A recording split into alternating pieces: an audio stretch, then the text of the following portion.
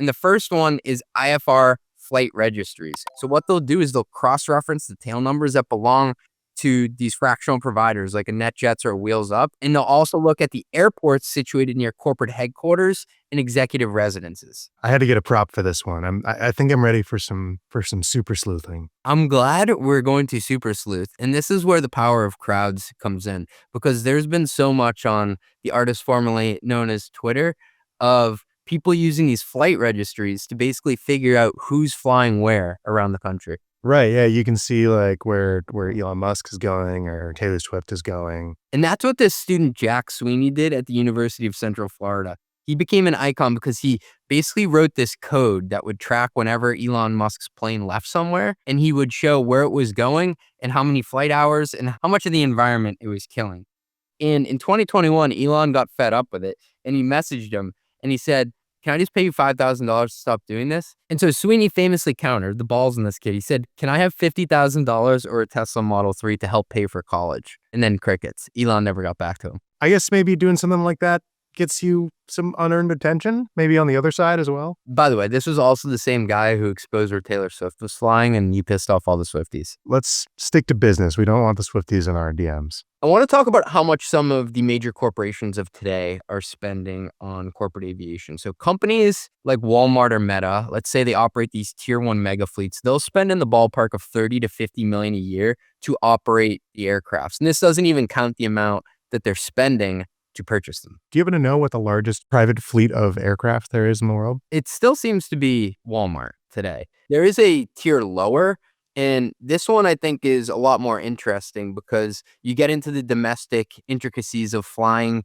people from certain locations where you do work. So Netflix in particular, they fall into this second tier here, and they're known to shuttle multiple planes per day, Ben, between San Francisco and LA.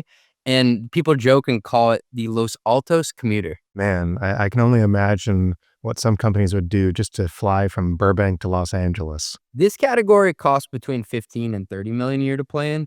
And the third category, and this is where the gray areas come in, are those relying upon fractional and on-demand services. So they split between leasing them, which is a balance sheet item, like we said, and chartering, which is purely a P&L item. And that's going to run you between $5,000 and $15,000 per hour, depending on how big the plane is. So how do you decide where to play? Is it just driven by usage? It's totally driven by hours. So I'll try to give you my layman's definition of this, and I'm going to block it by hours. So let's say it's between 0 and 50 hours. For that, you're going to get on the phone and you're going to do individual charters, right?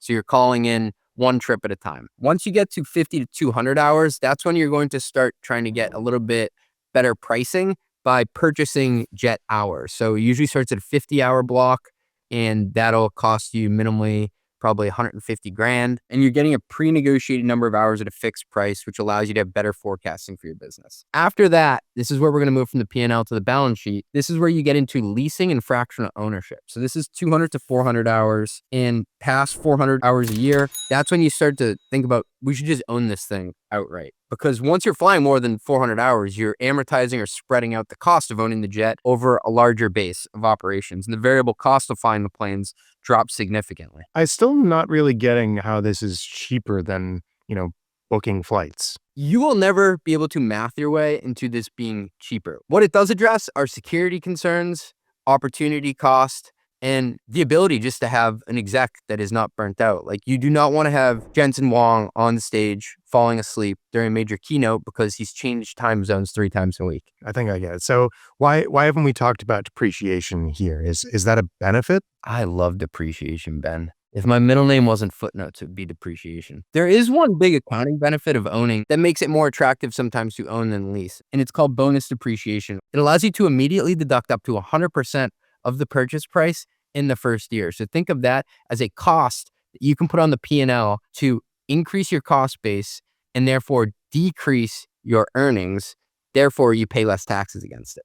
I think I've done this with like video cameras before, but those are like only maybe $1,000. So it accelerates the financial math in favor of owning because you get this immediate massive cash flow subsidy from the government. Because remember, it's a non-cash expense. You still get to keep the cash coming out of the business. And this tax rule almost died. It was scheduled to phase out in 2027, but the One Big Beautiful Bill Act brought it back from the brink of extinction, helping rich people everywhere. Now you can still have 100% bonus depreciation for qualifying planes. Thank goodness. That was a close one for rich people. I'm glad we got another loophole. There are guardrails around this, though. If they find out that 50% of the trips are not for business usage, they will throw you in depreciation jail, just like that guy from Tycho. I feel like you might love depreciation jail because, you want it to be your middle name so bad. Sounds a lot better than debtor's prison. So it all begs the question, should we care if execs are using corporate planes or not? I've seen a lot of analysis, armchair analysis online saying, well, a CEO's time is worth this much if you put in the stock-based comp and everything else. Therefore, it makes sense. But I think that's like a super simplistic view of like the ROI of these things. Remember when pricing was simple? One product, one subscription, one invoice every month. Those days are over. The AI economy is changing how everything gets bought and sold. We're seeing usage-based pricing, hybrid contracts, and something called a credit. The finance systems built for vanilla subscriptions weren't designed for this.